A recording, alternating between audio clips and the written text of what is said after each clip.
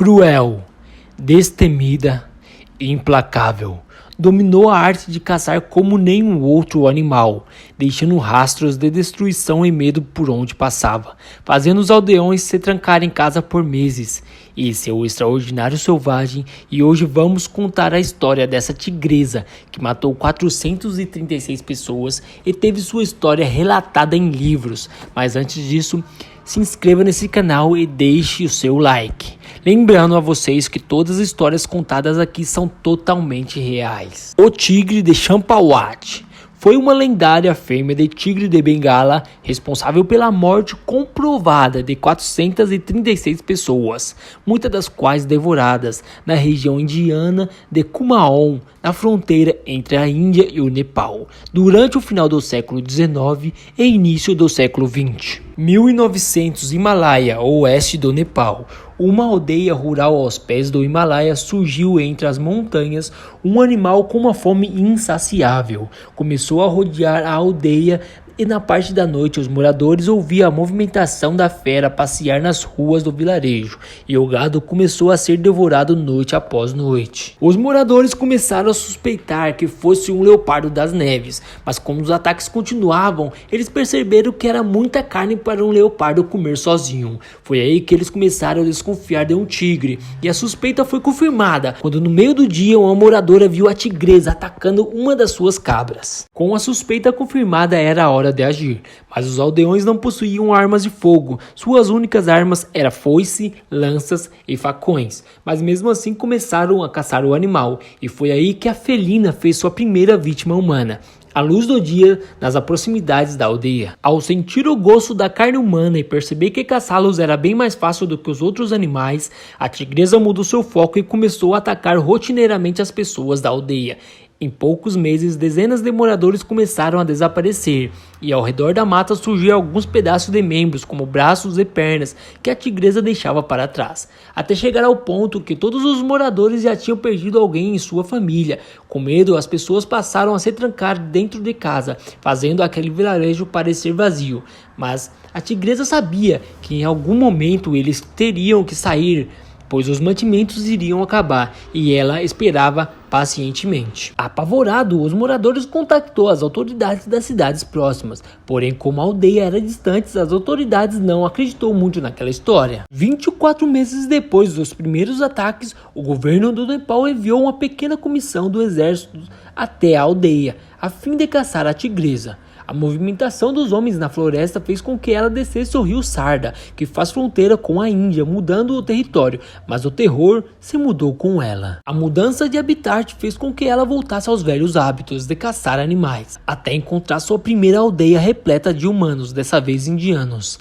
Naquela região não havia só uma aldeia, mas diversas, que viviam da criação de cabras e plantio. A tigresa foi guiada pelas cabras, que era solta para pastar até as aldeias, e toda a lembrança da carne humana foi acendida em seu interior. Primeiro ela observou. Por dias ela andava de aldeia a aldeia, observava a forma de vida dos aldeões. Depois, sem se esconder, ela começou a caçar humanos.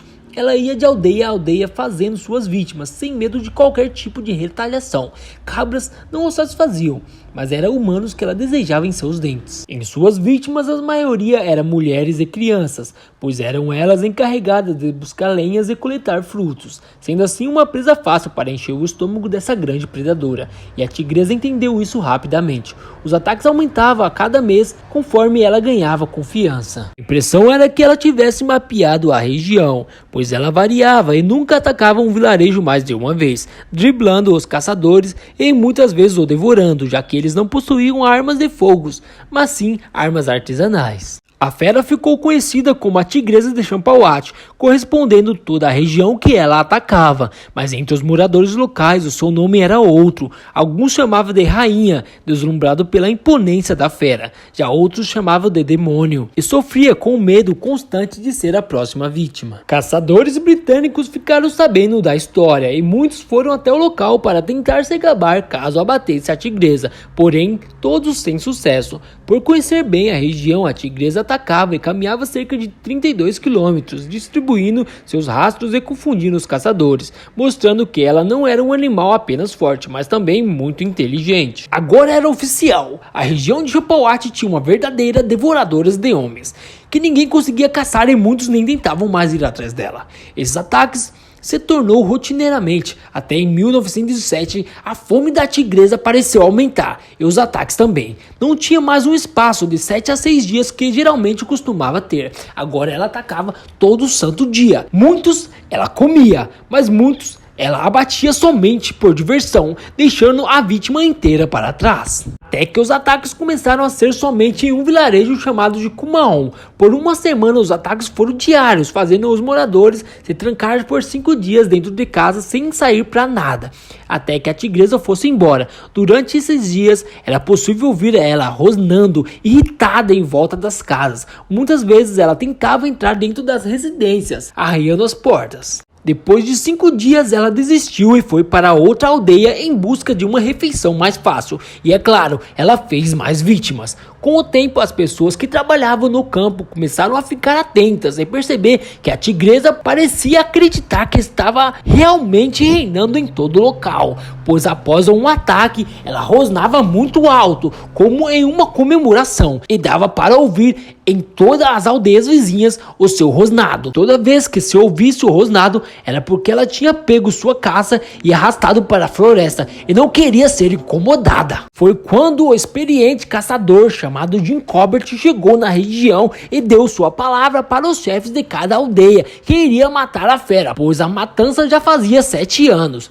Jim era famoso por matar leopardos e conseguir rastreá-los, e não foi diferente com a tigresa. No mesmo dia da chegada de Jim, Prankadev, um jovem de 16 anos, desapareceu enquanto coletava lenha, deixando um rastro de sangue, pois ela já não era mais tão cuidadosa, pois sabia que na região não havia ninguém para o parar lá. Jim seguiu o rastro e encontrou o corpo do jovem que tinha sido violentamente atacado. Ele percebeu que algo o observava e ao virar, a tigresa saltou sobre ele. No susto, Jim atirou 2 vezes, mas os tiros não atingiu a fera, que fugiu com medo do barulho. Jim entendeu o tamanho do perigo após quase perder a sua vida. Naquela noite ele não dormiu bolando uma estratégia e quando amanheceu já tinha um plano em mente. Ele organizou uma estratégia com mais de 300 homens das aldeias para que o perímetro fosse cercado e a tigresa fosse induzida a se deslocar até o local que Jim esperava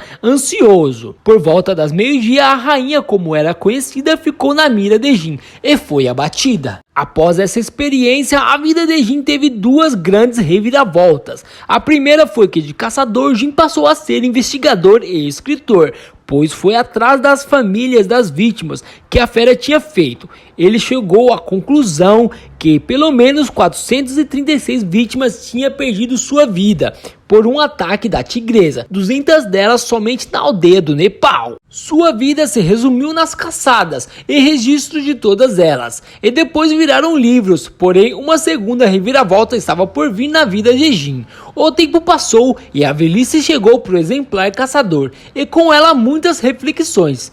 Jim contou em seu último livro que, historicamente, a partir dos anos de 1857, os colonos britânicos incentivaram o desarmamento total de toda a população indiana, inclusive nas pequenas aldeias que viviam perto às florestas. A expansão humana começou a todo vapor e habitat dos leopardos e tigres começaram a ser invadidos. Com isso, esses animais avançaram para as aldeias e os humanos se tornaram seu prato principal. Com isso, ele refletiu que se arrependeu profundamente de ter abatido todos esses animais e atribuiu boa parte da culpa dos comedores de homens ao governo da época. Hoje, esses animais estão ameaçados a serem extintos e muitas pesquisas indicam que podem estar relacionados com o alto número de caças legais durante os anos de 1900. Agora eu te faço uma pergunta, já se inscreveu nesse canal? Se não, eu te convido para se inscrever,